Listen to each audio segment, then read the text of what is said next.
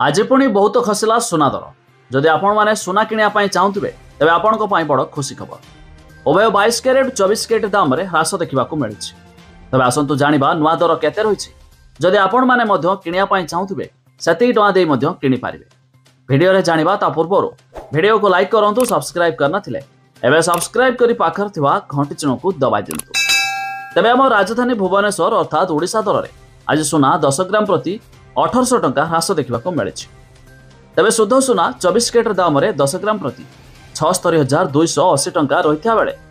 22 carat दाम में 10 ग्राम प्रति 74,850 टଙ୍କା देखा मिली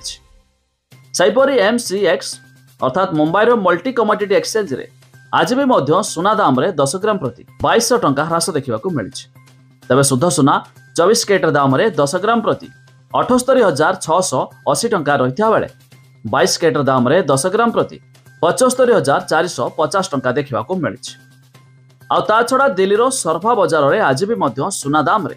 10 ग्राम प्रति आंशिक मात्रा ह्रास घटी तेज शुद्ध सुना 24 कैरेट दाम में 10 ग्राम प्रति 76,480 टଙ୍କା रही बेले 22 कैरेट दाम में 10 ग्राम प्रति 74,950 टଙ୍କା देखा मिली आज दर में सेहीपरि रूपा 1 किलोग्राम पिछा 95,000 टଙ୍କା पहुंची जाइए